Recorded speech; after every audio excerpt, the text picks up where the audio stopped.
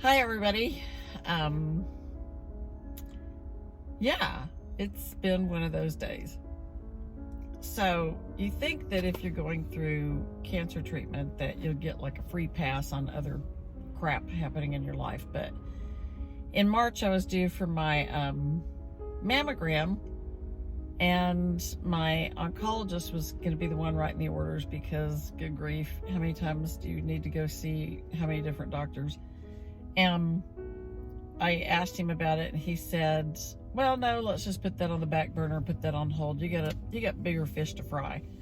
You don't need to be dealing with a mammogram and those kinds of things right now. Just you in the middle of chemo, you have liver surgery pending, and let's just wait till you get healed up from all those things, and then we'll go in and we'll deal with mammograms and regular screening. So that's what we did. I put it on the back burner, and when I got a clean bill of health on this latest scanning phase, I decided, well, okay, I'm going to ask about that mammogram. He sent in the order.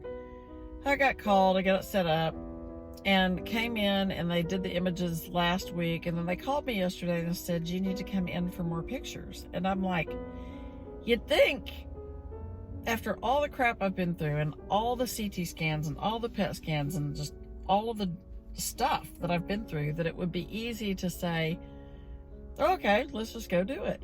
But it wasn't. I was anxious and pissed off, and all yesterday, all this morning, I was just mad. It's like, is this a cosmic joke on on me, that I could be hit with cancer number three?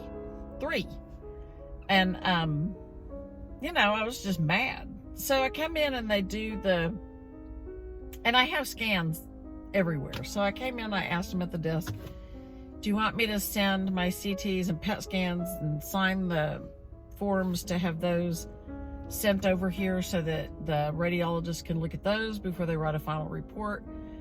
And they said, well, no, yes, you could sign the release, but no, they may or may not be very helpful. I'm like, okay. So I go in, and they don't put you in the same waiting room for screening. They put you into a diagnostic waiting room. So right off the bat, there's like a difference in how you're being treated. Like, if you're here for just a general screening, you go in there with all the other ladies that are getting screened. Everybody's sitting there reading their People magazines or Architectural Digest, hopefully seeing Sally Blair ceramics in all the magazines. And but then when you go back, they put you in a smaller diagnostic waiting room, which is like creepy. Because now you're sitting there with women that have been called back, that there may be a problem, that they may have found a lump, or maybe the first screening found something, and it's just kind of creepy. You're sitting there in a room full of people that are really genuinely worried. They're not just there for screening, which I was one of them. And fortunately, I had some distraction. I was texting a friend of mine, so that was very helpful. Thank you, Kay. I'll give you a shout out. Take my mind off of this and put my mind on some other stuff that was going on. And so then they do the initial images, and they still see something that they called it distortion. So then I'm like, oh, well, wonderful. So she goes back and talks to the radiologist. The radiologist says they'd like to do a sonogram. So, and on the way here, I was just like, if they want to do a breast biopsy, they can just wait. I'm not doing a biopsy. I'm not doing, they wouldn't have done it today anyway. Those are scheduled. But I would have said, no, call my oncologist, talk to my oncologist. Anything that they've got to do that is so minute that they have to call me back a second time, and it didn't show up on CT and PET scans in August and September, it can wait until after the next round of CT and PET scans in January. I don't think I need to subject myself to more, surgeries right now. I just don't. And so I had my mind set that I was just going to say no if they recommended a biopsy. And I already had one breast biopsy on the same breast, and it was negative about 5 years ago. So been through that. It's not pleasant. It's not devastating, but cried all the way through the first one because heck, I hadn't been through all this other cancer stuff, so I didn't know how bad it could get. Anyway, So then they did a sonogram, and the sonogram, I don't know the correct name, sonographer or sonogram technician or sonogram specialist, whatever. She was very kind, very sensitive to my fragile cancer sensitivity state, is what I'll call it, because it's kind of where I am. And so she said, well, you know, I'm not finding anything. I mean, she just flat out told me, which I know is against the rules, but she told me, you know, I'm not seeing anything. I'm going to have the radiologist come and talk to you. I could talk to you if you'd like. And I said, no, just go ahead and bring in the radiologist and I'll speak with the radiologist and figure out what's going on. She said, well, if it's any comfort, then I didn't find anything right now, and let me go get the radiologist. So the radiologist came in and said, well, the distortion that we found was probably the healing tissue from the original biopsy 5 years ago. It caused some distortion. And she said, and I don't think it's distortion that we need to worry about. But I've come to find out that architectural distortion is the key words that, or are the key words that cause these people's radar to go up. And it's extremely rare that architectural distortion is not cancerous. Once they see architectural distortion, and this is the kind of thing that doesn't show up with like a lump in your breast. You will never find this kind of thing by doing a self-exam. So shout out to getting your mammograms. But I just was not ready to deal with a third cancer. So I just wasn't in a very good, happy place this morning thinking, they want me to come back? This can't be good news. But it turns out it is good news. And I don't have anything to worry about. And they said they'd see me in a year, but good grief. I had no idea the stress that it would cause me just to get a call back. Yeah, I'm not a pretty crier.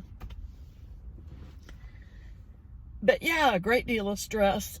So, there's that. And I guess the cautionary tale on this is that you don't get used to cancer. You don't. It doesn't make you tougher to have gone through it before. It's devastatingly difficult to go through it, live through it. Be in recovery is wonderful, and I am very blessed, but it is still a battle to just not lose your mind and go crazy. So anyway, a routine callback to a mammogram turned me into a nut. So you don't get used to it. I'm going through 2 cancers. You don't get used to. Okay, my video got cut off because I was getting a call from my dentist office trying to set up a tooth cleaning appointment. So more appointments. But anyway, my message here today is that no matter how many cancers you've had, and believe it or not, I do know a guy that's been diagnosed with 5 different cancers, and he's a survivor of all 5 of them. And no matter how many you go through, there's still things, and maybe I got diagnostic PTSD, who knows. But no matter what you've been through, and how many cancers you've gone through, and how much treatment you've gone through, there's still that fear that there's another one, or that it's not over, and I guess I'm just having that kind of moment today. So anyway, just thought this is an opportunity to let people who are out there going through something similar know that you're not alone. This is just the way it is. And hopefully people don't react the way I did, and people don't get stressed out, but you know, it can happen. And just I have a tendency to let everybody know that I'm dealing with at the facility that I'm stressed. I just go in saying, I'm really stressed out about this. I'm in recovery from 2 cancers. I'm in remission right now, and I'm just extremely stressed. And most facilities I've dealt with, when I go in saying I'm stressed, they are just over the top trying to make, this place did not make me wait for a radiologist report. They brought her in and she talked to me right there on the spot. So shout out to Providence Little Company of Mary Women's Imaging Center in Torrance, California, because they were sensitive to that. I let them know, but they're not going to be sensitive if you don't let them know that they need to be sensitive. You gotta speak up. You gotta advocate for yourself. And I don't usually do these videos in my car, but this was so fresh and so raw, and I felt like I just needed to share it, because you're not alone. You're not alone. Everybody's going through this. Everybody has something. Everybody has something. This is just my little trauma for the day, in the midst of all of the big stuff I've been going through. And sometimes the little things can be a trigger. So God bless you all. Have a wonderful day. I hope this video brings someone some comfort. You're not alone. Bye.